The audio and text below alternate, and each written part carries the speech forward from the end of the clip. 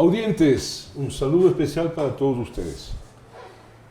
En diciembre se termina el año, ¿no? ¡Qué primicia!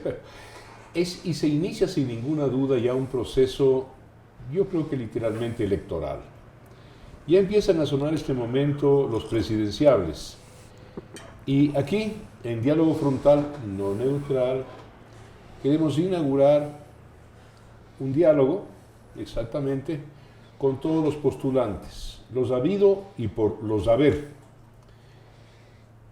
Bien, vamos a empezar con el abogado Jaime Nebot Sadi. Eso sí es que se anima, porque unos dicen que sí, otros que no. He invitado a un distinguido escritor, intelectual, literato ecuatoriano, analista político, el doctor Fernando Esparza Dávalos, para hablar de Nebot, porque Fernando Esparza pues, es un hombre centrista, no creo que esté afiliado, pero siempre ha visto con buenos ojos y simpatía al Partido Social Cristiano, a León Febres Cordero y también a Nebot. Fernando, te doy una muy cordial bienvenida.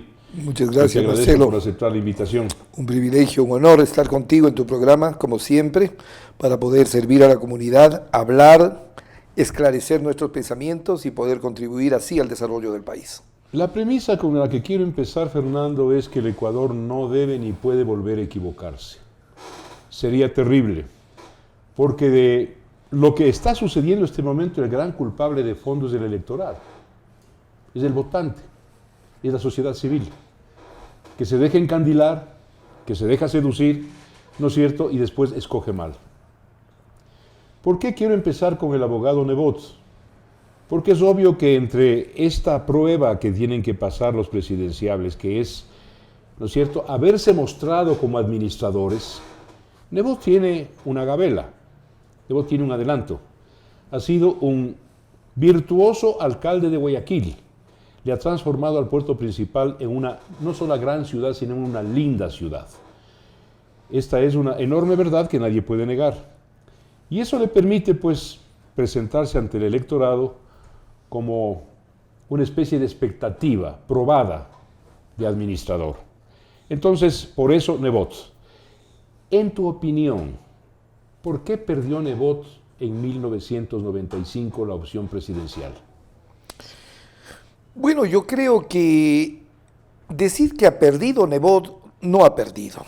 Él lo que ha tenido es simplemente una mala comprensión del pueblo, dado por los cirqueros de siempre. ¿Los qué? Los cirqueros, los circos, los encantadores de serpientes, aquellos que de manera desleal e impropia se atreven a presentarse al pueblo como redentores, como salvadores, cuando gobernar es una tarea que exige fundamentalmente una experiencia, como tú vienes de decir, grande. Yo lo escuché hace pocos días al abogado Jaime Nebot decir que su mayor medalla es sus 20 años frente al municipio y con la trascendencia naturalmente de quien lo impulsó con un patriotismo extraordinario. Aquí tenemos que reconocer a León Febres Cordero. De tal manera que mejor dicho, Jaime Nebot es una persona, sigue siendo una persona proactiva, una persona que ofrece y cumple, una persona que tiene un discurso sabio, porque el arte de gobernar exige una experiencia de servicio básicamente al pueblo.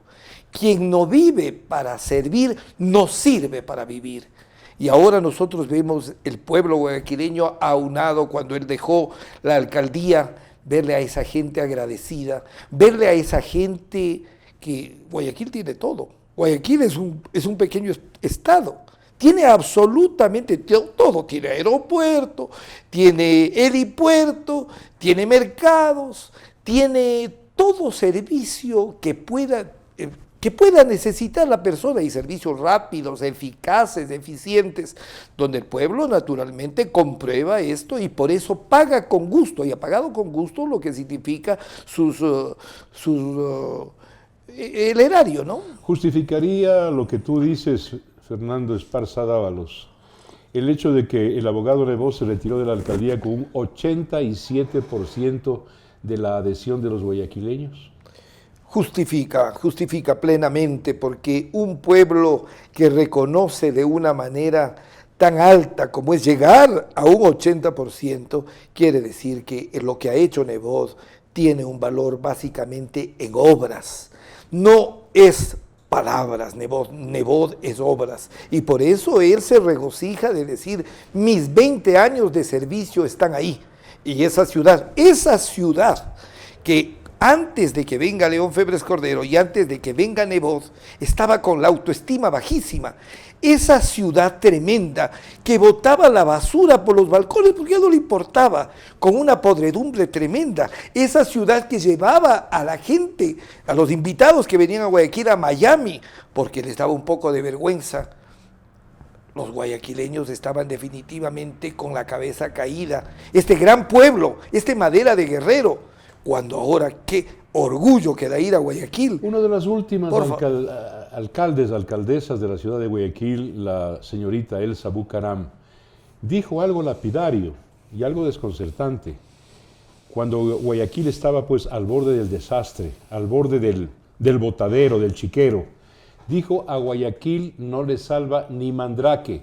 ¿Llegó Mandrake? Figúrate, una afirmación así de una persona que es política y que llegó a ser alcaldesa, quiere decir irracionalidad. Porque el buen político debe cargar de positivismo al pueblo, no de mentiras, de positivismo al pueblo. Ese compromiso que adquiere lo que sí y que va hacia la libertad. ¿Qué es la libertad?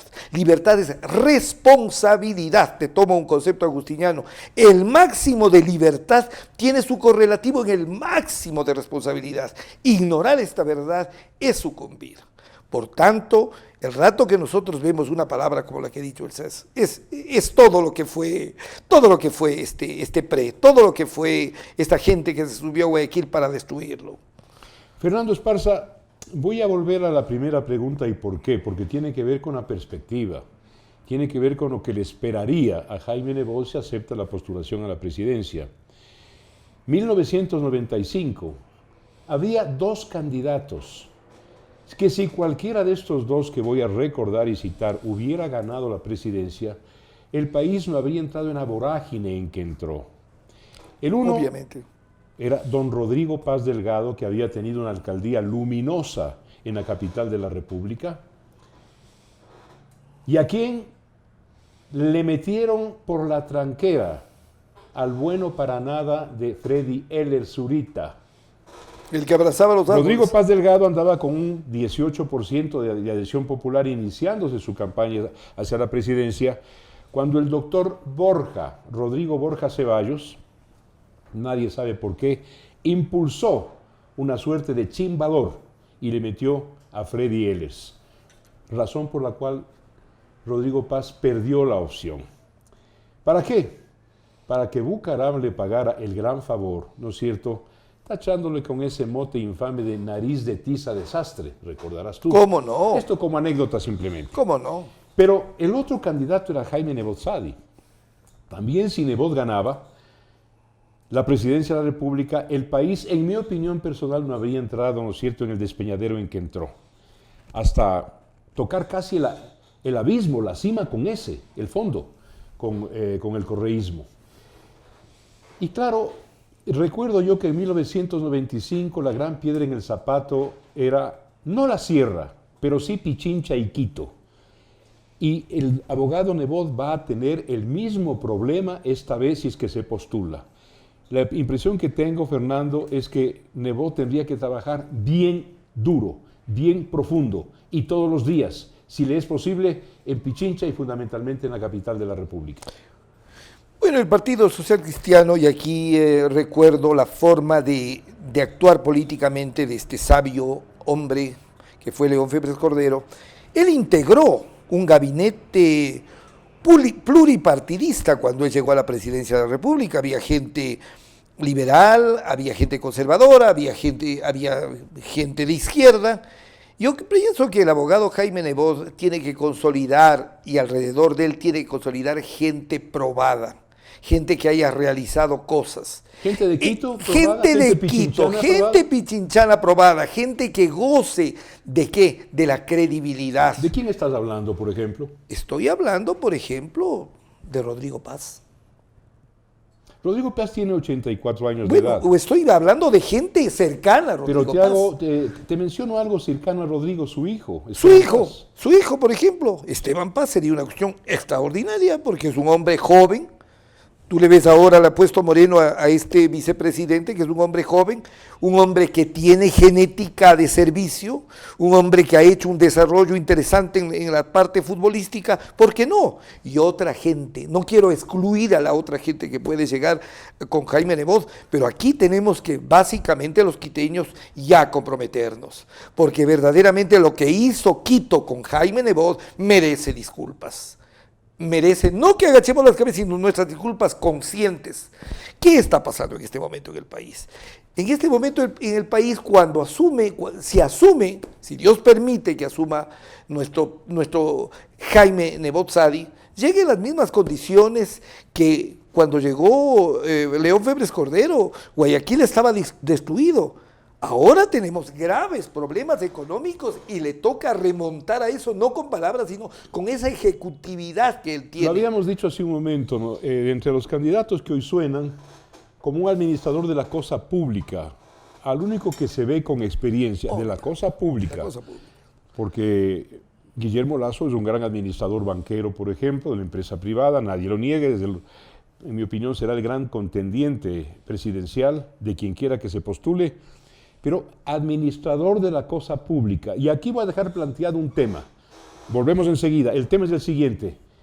¿Cuándo Quito se sacude, se quita de encima ese prurito, esa comezón, esa casi infección de que la izquierda siempre izquierda y nada con la derecha? Y otro mucho más venenoso, nada con los, comillas, con los monos, con los costeños, con los guayaquileños. No olvidemos que el propio Correa hizo la excepción, porque el ladrón es guayaquileño. Pero vamos a volver sobre este punto inmediatamente.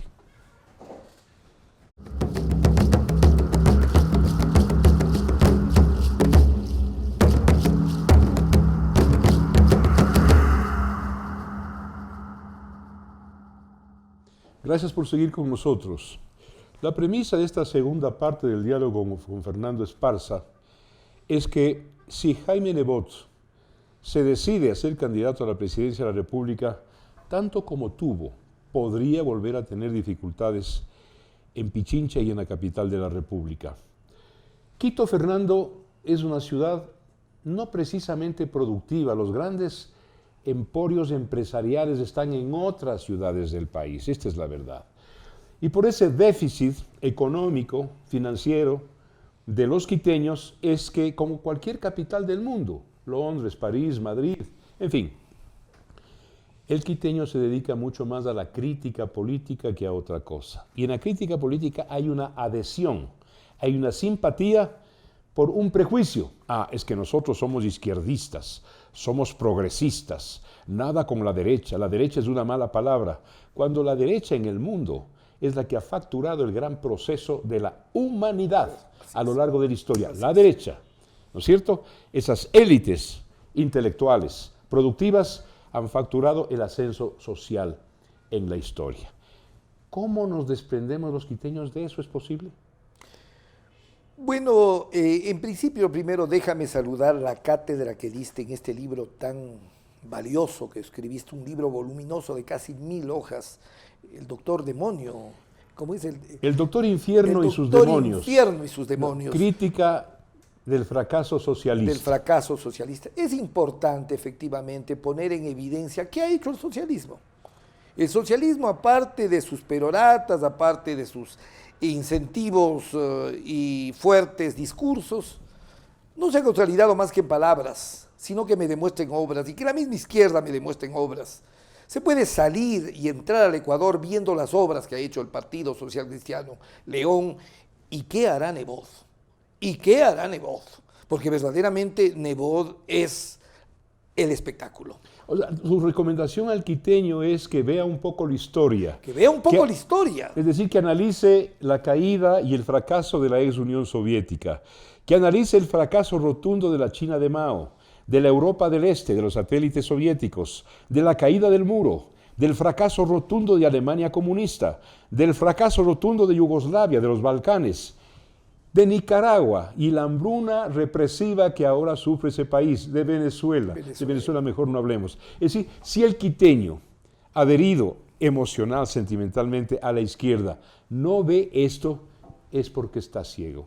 Bueno, hay cosas que te llevan a pensar cómo es posible que tengamos en la prefectura a una persona que es la legataria del pensamiento de Correa y que defienda cosas bárbaras. Aquí sí tenemos que hacernos un mea culpa a los quiteños. O hay mucha ignorancia en los quiteños, o qué mismo pretende el quiteño. Cierto es que es una capital política desde el siglo XVIII. Los franceses, los geodésicos franceses decían que los quiteños eran dados básicamente a la política, pero la política tiene que ser entendida básicamente si es un pueblo culto como una reflexión honda, profunda. Si es que nosotros no votamos bien, el país se acaba. Tú dijiste obras, pero no solamente obras, porque el país, este momento, el país ecuatoriano demanda, y de manera urgente, desesperada, angustiosa, demanda que le saquen de la crisis económica. Y una visión de lo económico, de lo financiero, de lo productivo, ¿no es verdad? No puede tener cualquiera. Para eso hay que tener una pero muy pulida experiencia. Yo creo que la inserción de la empresa privada es uno de los objetivos que va a perseguir Jaime Nebot. En este momento tenemos 5,5 millones de desocupados. Y se sigue votando gente de los ministerios, gente que es padre de familia, la empresa privada madre pasa de igual, familia. no solamente los ministerios. Bueno, pero entonces aquí con una experiencia básicamente gestionaria en lo que significa la administración de empresas, se va a crear trabajo, se van a hacer unos créditos interesantes. Y yo pienso que por la experiencia, por lo que se vio en Guayaquil, tenemos que mirar a Guayaquil, tenemos que ver a Guayaquil y ver que sí se pudo. Siempre ha sido la consigna del Partido Social Cristiano, sí se puede. Yo creo que es hora de volver a repetir, sí se puede. Guayaquil estaba al borde del desastre con la horda cefepista y roldosista, recordarán ustedes. Estaba Guayaquil en el Albañal. Repito, la alcaldesa Bucaram dijo, a Guayaquil no le salva ni Mandrake. Llegaron 2 magos, Febres Cordero y Nebot. Esta es una verdad incuestionable. Quien no quiera verla está ciego. El Ecuador tiene que ser salvado económicamente y para eso se necesita una visión estratégica de estadista. No es cuestión de haber dirigido un equipo de fútbol, no es cuestión de haber construido un estadio de fútbol, no es un asunto solamente eso, sino tener genética, tener ADN empresarial, tener en los genes, ¿no es cierto?, en la cuna o desde la cuna, una visión empresarial, una visión productiva de la vida social. Y eso, insisto, no es una tarea para cualquier persona.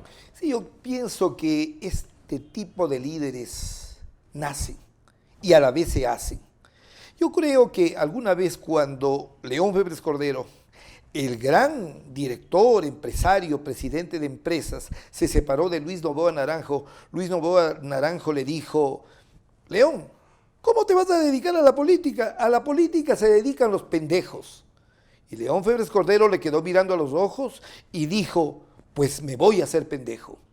La política es algo durísimo. Enfrentar este mundo de cosas. Pero ahí está el compromiso.